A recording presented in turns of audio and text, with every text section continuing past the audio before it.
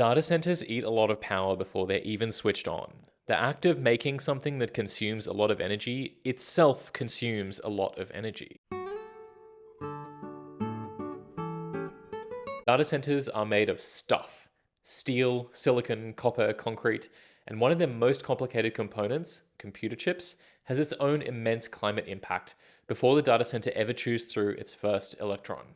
You can imagine why making a computer chip requires so much energy. Silicon wafers are sliced, diced, packed, dyed, processed, all at a massive scale, and it's intricate work.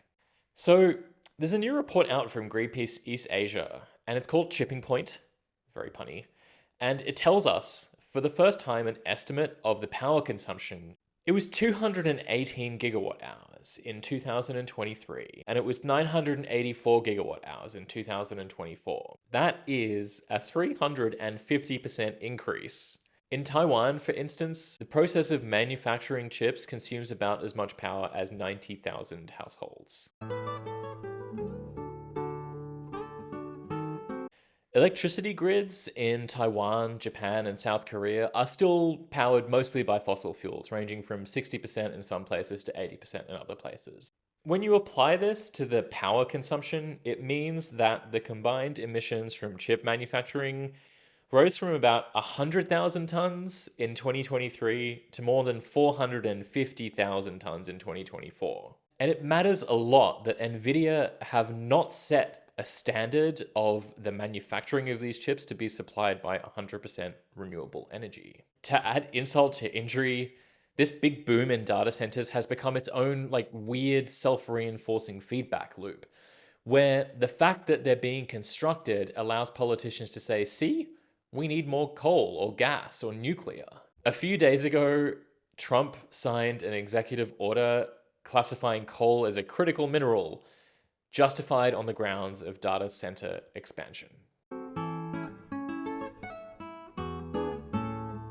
So what we're seeing is that even small bumps in power demand growth can actually cause a really significant increase in greenhouse gas emissions. The report looks out into the future and says, even if you were to take a really conservative view of growth of this industry into the future, you still have an increase from about 900 gigawatt hours in 2024 to about 12,000 in a conservative case in 2030, or even up to 40,000 if growth is more than expected. Even if the AI bubble pops and the hype fades away, this is still an industry that is probably going to expand from where it currently is today, and something needs to be done about that.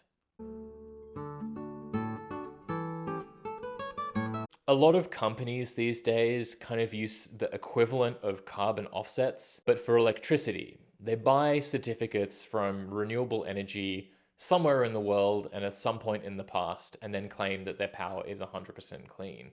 But what is much, much better is when a company that is a high consumer of electricity funds its own construction of renewable energy, and ideally even more than what they're demanding from the power grid, to ensure that there is a net level of decarbonization on that grid. What strikes me about this report is that it's actually a relatively achievable goal to ask the companies to do this. There is a lot of renewable energy potential in East Asia, and it is really on the suppliers to take action here. And they don't really have an excuse anymore.